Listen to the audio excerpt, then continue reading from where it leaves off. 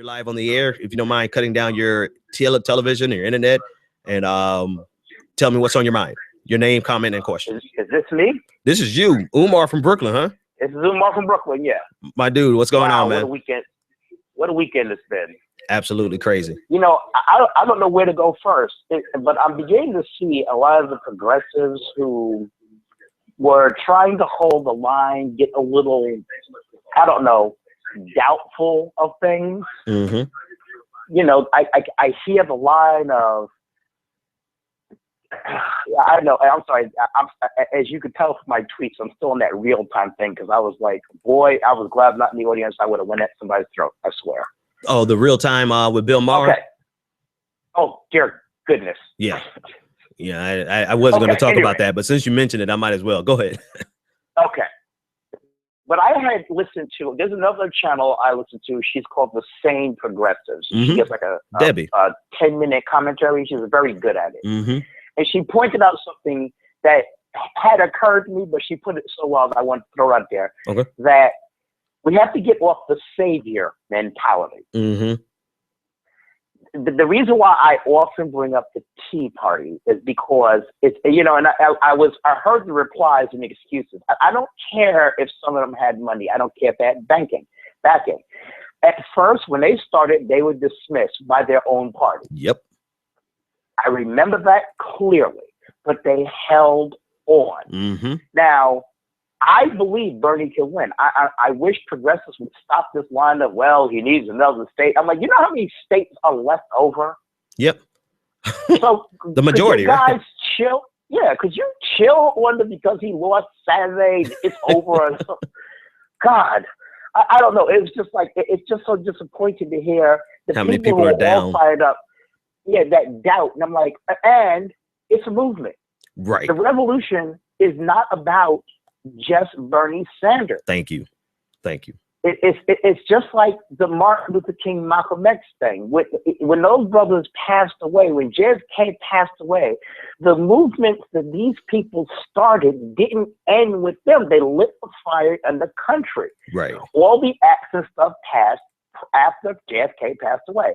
All the stuff that people listen to, and these men are still alive today because they are the foundation of a lot of the things that we speak to today. This is a progressive movement.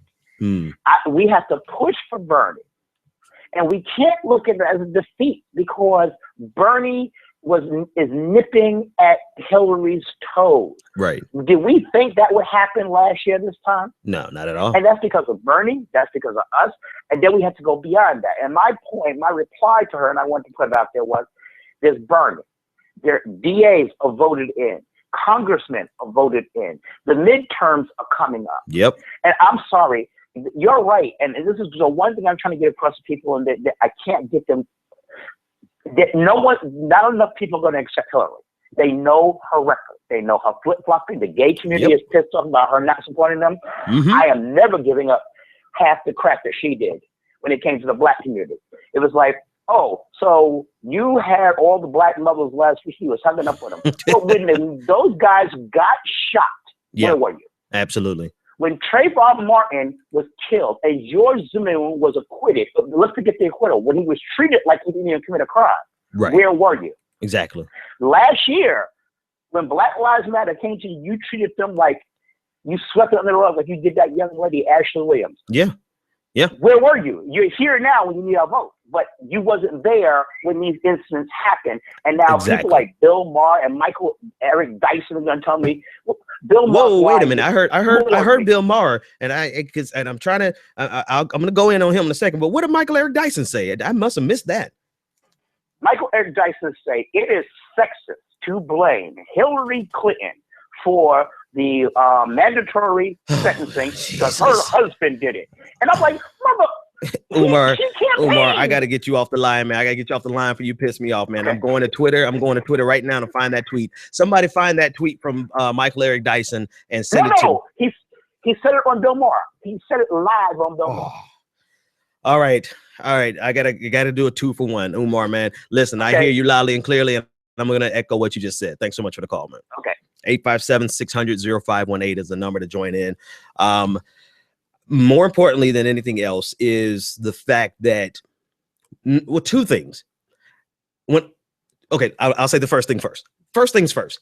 This is so far from over, right? They want to, you have a little token. I'm sorry, I'm going to be a dick to everybody. All right, forget about it. You have little measly peasly journalists writing articles like "This is over for Bernie Sanders after Super Tuesday," right? What's the lady from the Daily Beast who wrote that? Goldie Taylor. You know, little crap pieces of journalism that don't have any substance. This is so far from over. Even if Bernie doesn't get half the states tomorrow, which it looks like he might only get 5, right? So it's so far from over. So there's no reason to have a defeatist attitude about this. So be of good cheer, right? Let me do my inspirational speech for you guys. All right, cheer up. It's going to be fine beyond tomorrow. So don't lose it just because South Carolina went exactly the way everyone knew it was going to go. But here's the thing. Also keep in mind that only 13% of Democrats showed up in South Carolina, period.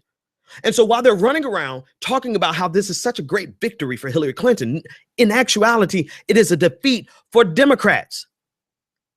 13%, like 300,000 out of 3 million, or 2 million, 2.6 million, somewhere around there, showed up to vote total. And they're championing this as a victory for Hillary Clinton. 2.9 million and only 370,000 showed up, 12.5% turnout.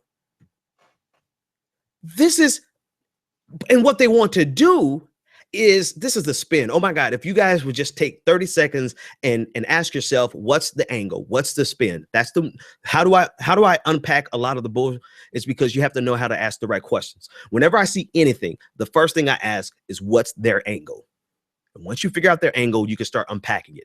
The angle on South Carolina, that the spin that they're trying to sell you on South Carolina, is that this is this is reflective of the lack of revolution, or the fact that the turnout is so low is because there is no revolution, right? And they're attacking the concept of Bernie's revolution, when in actuality, if you take out Bernie Sanders's revolution, and if this was a race between Hillary Clinton and Martin O'Malley, do you realize what the turnout would be? That's number one. Number two, do you realize how difficult it is to mobilize people when they are faced with the sense of inevitability of Hillary Clinton and nobody wants her? Sorry, call me. If you want to spin that to be sexist, you could do that. But I'm just talking about in general, the truth about this race is that there is not enough excitement around Hillary Clinton. It's just not. And you could blame this on what are you going to do in November if there is no revolution? Who are you going to blame then when the turnout is record lows? You want to make this an identity election.